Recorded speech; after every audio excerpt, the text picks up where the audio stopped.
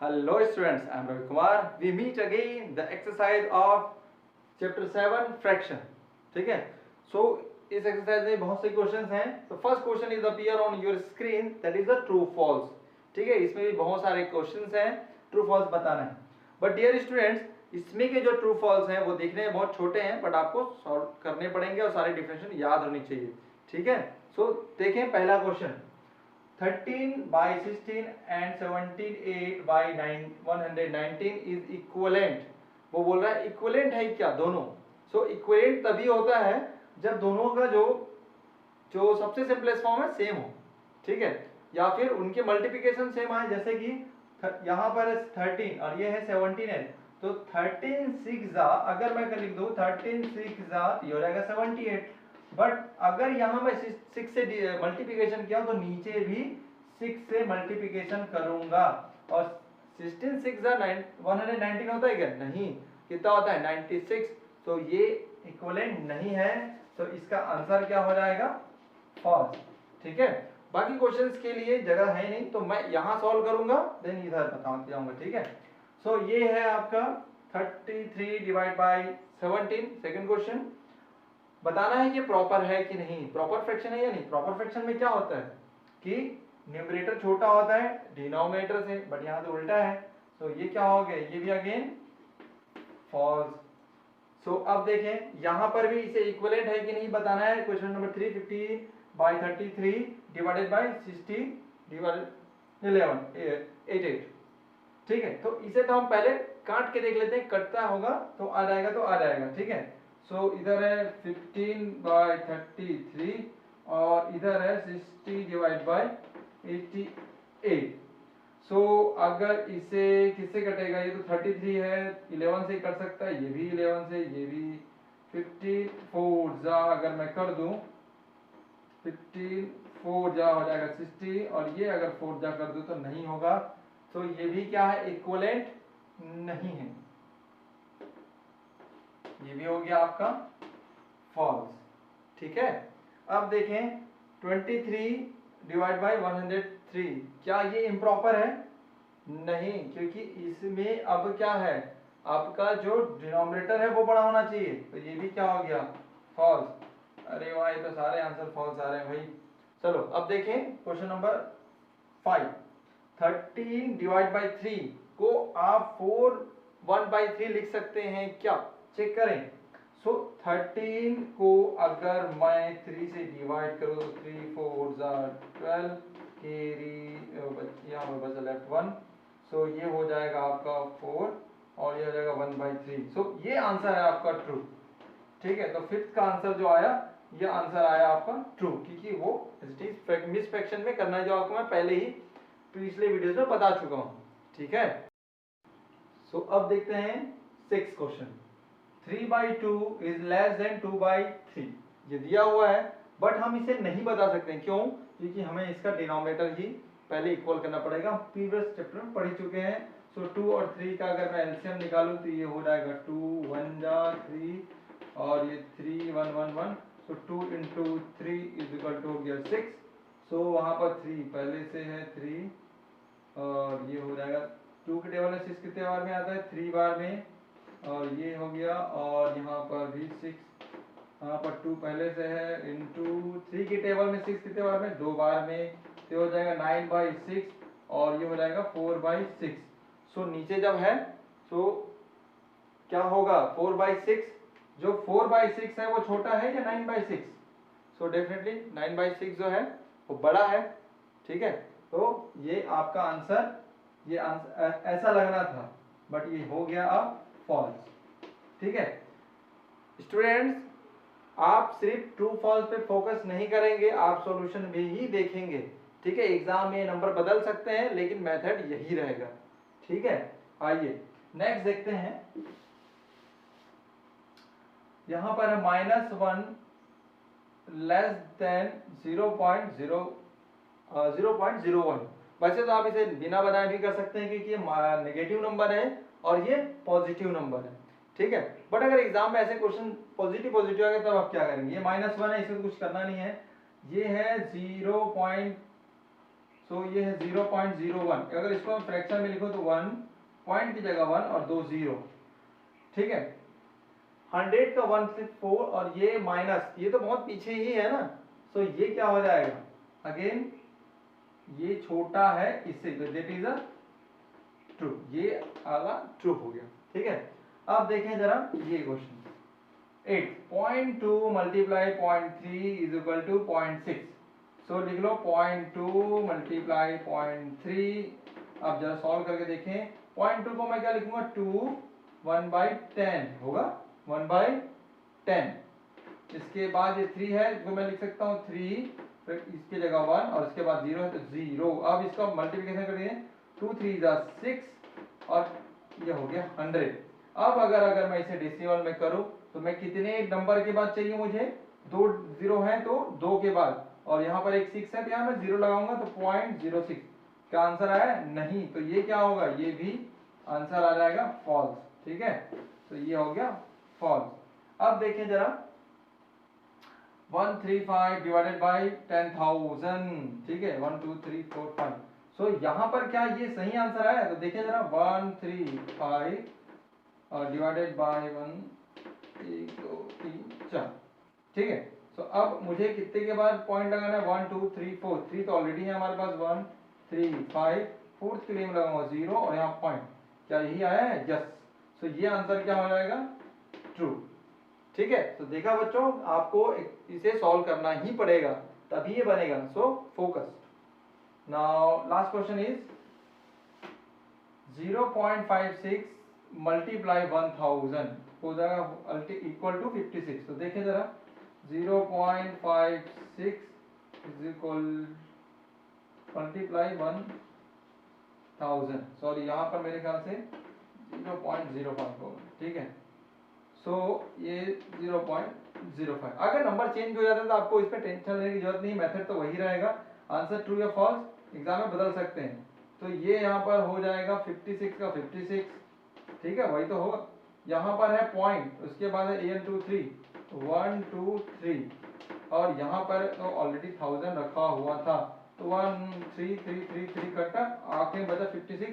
तो ये भी आंसर क्या हो गया, ट्रू, ठीक है। सो ये है आपका क्वेश्चन नंबर 1। देखते हैं क्वेश्चन नंबर 2।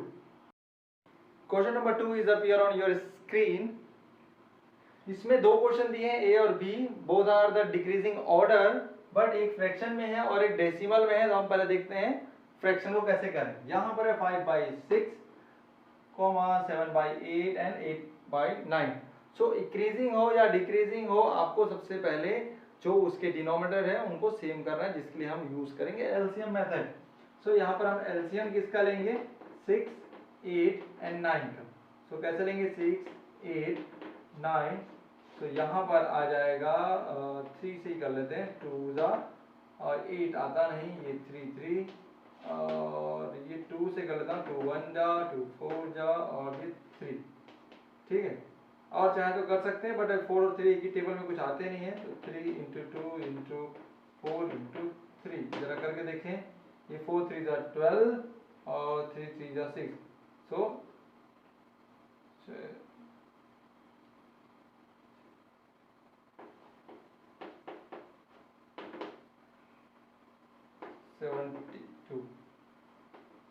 72, ठीक है। सो इसका एलसीएम कितना आया, 72। तो अब 70 तो एलसीएम आया है, सभी के लिए आया है, तो यहाँ पर लिखेंगे 72। पहले से यहाँ पर 5 स्टेबल है तो यहाँ 5, देन 6 के टेबल में 72 कितने बार में जाएगा, 12 टाइम में, और 12 5 से कितना हो जाएगा, 12 टाइम में। चलो 12 टाइम में यहाँ लिख दूँ, 5 तो रह गई, कॉमा करें। फिर नेक्स्ट है 72, ऊपर पहले से यहाँ 7 रखा हुआ है, 7 के टेबल में 8 के टेबल में 72 कितने बार में, 7 9 जा 72। सो यहाँ पर 9 जा, देन और उसके बाद यहाँ पर है 72 तो है ही, यहाँ पर 8 है तो यहाँ पर 8, ऐसा 9 की टेबल में 72 8 टाइम, तो ये हो गया 8, ठीक है। अब यहाँ पर 5, ये हो जाएगा 60 डिवाइड बाई 72 और ये हो जाएगा 63 डिवाइड बाई 72 और ये हो जाएगा 64 डिवाइड बाई 72। फाइनली अब आप सबका डिनोमिनेटर इक्वल हो चुका है। अब आप इजीली बता सकते हैं कि डिक्रीजिंग या असेंडिंग ऑर्डर, डिक्रीजिंग ऑर्डर क्या होता है। डिक्रीजिंग ऑर्डर में क्या होता है, सबसे पहले सबसे बड़ा नंबर, उसके बाद लास्ट में सबसे छोटा। तो यहाँ सबसे बड़ा नंबर क्या दिख रहा है आपको, 64, देन 63, उसके बाद 60। सो यहाँ पर मेरे पास नीचे एक लाइन नहीं है, आप उसके नीचे ये लिखेंगे, ठीक है। इसके नीचे आप क्या लिखेंगे कि ये बड़ा है, फिर ये इससे बड़ा है और ये, बट ये आंसर नहीं है। इसके नीचे आपको इसकी एक्चुअल वैल्यू लिखनी होगी, जिसकी एक्चुअल 6/70 इसकी वैल्यू है 5/6 की, ठीक है। 63 किसकी है, 7/8 की, और ये किसकी वैल्यू है 8/9 की। सो ये आपका प्रॉपर आंसर होगा। आप, ये तो अच्छी बात है कि आंसर यहाँ पर पहले से ही जैसा दिया था वैसा ही उसका आंसर आया, ठीक है। बट हर क्वेश्चन में ऐसा नहीं आता है। देखते हैं नेक्स्ट क्वेश्चन। 1/2, 3/4, 1/6, 7/9, 8/12। अब इसमें क्या करें, यहाँ पर भी सेम वही 2, 4, 6 बार बार लिखने की जरूरत नहीं है। 12 इनका निकाल दो एलसीएम, ये सब 2 से कट जाएगा 1, ये 2, ये 3, ये हो जाएगा 6। तो इसको मैं अगर 3 से कर दूं तो 1, ये 2, ये 1, ये 2, और ये फिर 2 से हो जाएगा, ये 1, 1, 1 और ये 1, ठीक है। सो अब आ गया 2 × 3 × 2, तो 2, 3, 6 और ये 12। कितना आया इसका एलसीएम, 12 आया एलसीएम। तो 12 के लिए लिखें जरा, यहाँ पर आ गया इसका 12, यहाँ पर 1 पहले से ही है, यहाँ 2 है, यहाँ पर 6 टाइम्स 6 2 जा 12 है ना।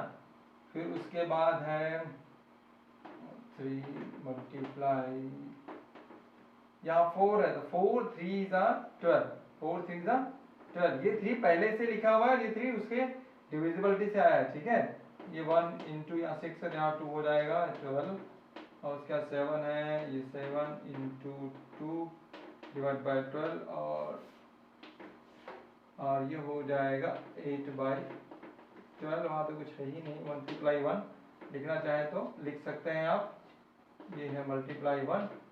चलिए जरा आंसर लाएं। ये हो जाएगा 6/12, ये हो जाएगा 9/12, ये हो जाएगा 2/12, ये हो जाएगा 14/12, और ये हो जाएगा 8/12, ठीक है। सो अब इसे हमको डिक्रीजिंग में लिखना है, मतलब सबसे बड़ा। इसमें सबसे बड़ा कौन सा दिख रहा है, 14। सो यहाँ पर आएगा 14, 12 is greater than 9, 12 than 8, 12 than 6, 12 और देन लास्ट में 2, 12, ठीक है। बट क्या यही इसका आंसर है, नहीं। जो वैल्यू जहाँ है उसकी वैल्यू वहाँ पुट अप करनी पड़ेगी। ये 14/12 ये यहाँ पर था, ठीक है। ये सेकंड लास्ट मतलब 7/6, तो यहाँ पर नीचे में क्या आएगा 7/6, यहाँ पर आप लिखेंगे 7/6। उसके बाद 9/12, 9/12 सेकंड इधर से, ये वाला 3/2, ये होगा 3/4, ठीक है। 8/12, 8/12 कहाँ से आया था, लास्ट वाला 8/12, 8/12, 8/12 ही रहेगा, ठीक है। तो ये आप करेंगे आपके लिए, ठीक। सो मूव करते हैं नेक्स्ट क्वेश्चन की तरफ। पी, यहाँ पर कुछ डेसिमल्स दिए हुए हैं, इसको आपको डिक्रीजिंग ऑर्डर में लिखना है, ठीक है, बड़े से छोटे में। तो देखें, और एक नंबर दिया हुआ है 0.008.008.008.88। अगर आपको प्लेस वैल्यू देखेंगे तो इनकी सबकी प्लेस वैल्यू एक सिंक्रोनाइज फॉर्म में चल रही है, ठीक है। यहाँ पर देखो कुछ भी नहीं है, यहाँ 1, यहाँ 2, यहाँ 2, यहाँ पर 3, यहाँ 4, ठीक है। सो जो डेसिमल नहीं है वो तो होल नंबर है, तो वो सबसे बड़ा होगा। तो सबसे पहले इसे तो मैं डायरेक्ट लिख रहा हूँ, इसे मैं डायरेक्ट लिख रहा हूँ। चलिए आपके समझ के लिए मैं इसे फ्रैक्शन में पहले कन्वर्ट कर देता हूँ, ठीक है। तो ये 8, ये 1 हो गया, 1 2 3 4, 1 2 3 4, ठीक। यहाँ पर आएगा 8, ये फ्रैक्शन में है 1, फिर ये हो गया 100, और ये है 8, ये हो गया 1 1 2 3 1 2 3, ये है 8, तो 8/10 और ये है 8, ठीक है। सो जिस नंबर का किसी से डिवाइड ही नहीं कर रहे हैं वो नंबर तो बड़ा होगा ही, ठीक है। यहाँ पर तो नहीं हो रहा है। सो अगर आप इनकी प्लेस वैल्यू देखें, सो यहाँ पर है 1, अगर यहाँ के नीचे नहीं है मतलब क्या होगा, ये 1 ही होगा। यहाँ 1 है, यहाँ 10 है, यहाँ 100 है, 1000 है, 10,000। तो हम इसके ingredient order direct theory basis पे लिख सकते हैं। पहला आएगा 8 बड़ा, देन 8 का 10 आएगा ना, 8 का बाद 10, देन 10 के बाद 100, 8 बाई 100, देन 8000 और देन 8 बाई 10,000, 1 2 3 4। ठीक है, अब इसके नीचे आप उसकी नॉर्मल वैल्यू लिख सकते हैं, यही इसका आंसर होगा। ठीक, आइए देखते हैं नेक्स्ट क्वेश्चन। बट अब यहाँ पर यही थ्योरी फॉलो नहीं हो सकती, क्यों, सारे नंबर ही अलग है, तो अब तो यहाँ सॉल्व करना ही पड़ेगा। सो अब देखें, सो पहले तो पॉइंट लिखा हुआ है, इसको मैं तो पहले चेंज करने वाला हूँ, पॉइंट फ्रैक्शन में सारे चेंज करने वाला हूँ, इसके हम लोग इसमें इक्वेट नहीं कर सकते। सो ये हो जाएगा 1/10 और ये हो जाएगा 99 है, 99 पॉइंट की जगह 1 1 2 3 4 1 2 3 4 और यहाँ पर है 992 डिवाइडेड बाई 1 1 2 3 4 और यहाँ पर भी है 12 1 2 3 4। ठीक है, तो अब अगर आप इसमें देखेंगे तो ये तो सबके डिनोमिनेटर सेम है, बट ये लास्ट वाले का नहीं है। अल्टीमेट हमको एलसीएम निकालना होगा 10,000 और 10 का, तो इसका जो एलसीएम आएगा वो आएगा 10,000 ही आएगा। देख रहे ये 10 ये 1000, अगर मैं इसे 10 से डिवाइड करूं तो ये हो जाएगा 1 और यहाँ पर कितना आ जाएगा, ये क्रॉस हो जाएगा तो ये हो गया 100।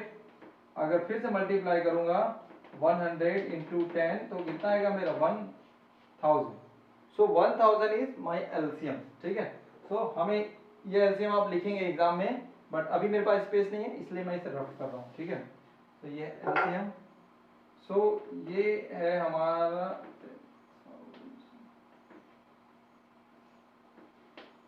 ठीक है,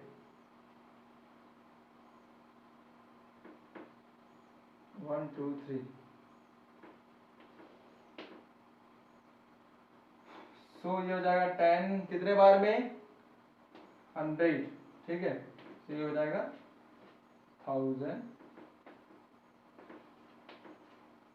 ये एक तो जाएगा ही नहीं तो ये हो जाएगा 0।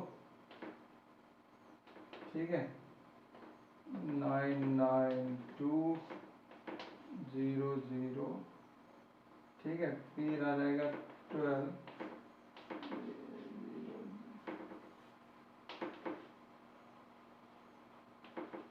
0। अब इनके सबके डिनोमिनेटर सेम है। अब इसका आंसर देख लो, जो सबसे बड़ा होगा वो इधर और जो सबसे छोटा होगा वो उधर। ऑलरेडी ये तो है ये, लेकिन इस साइड आ जाएगा। ठीक है, सो 1000